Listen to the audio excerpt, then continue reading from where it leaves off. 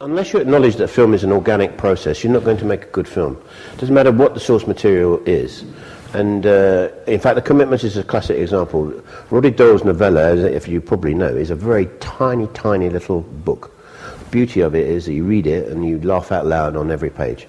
And I did too. Roddy had a go at doing a screenplay that was not able to be financed. So Dick Clement and Ian LaFrenne, two very good, if not two of the best writers of that genre, whatever that genre is, they then did their version of it. I then came here to Dublin, and I spent a long time preparing that film. It was like over 4 months just in the preparation, 5 months sometimes, nearly. And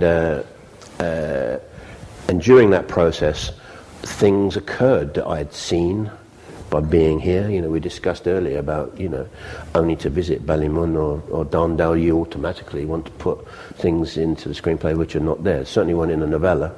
I completely changed the nature of the music, which is, you know, is different kind of soul music entirely in the novella.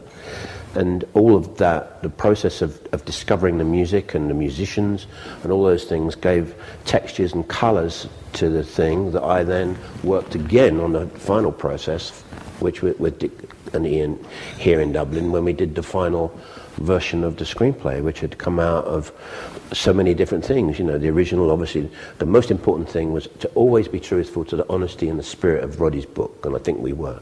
But actually it became something quite different. Very different to how the Van and Snapper were made by Frears.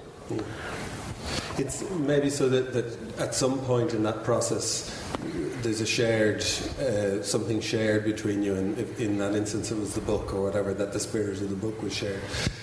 Well, I mean, I found a huge difference when I went to America. When I worked with English writers, they were very proprietorial about the script, very much because most of them had worked in the theatre.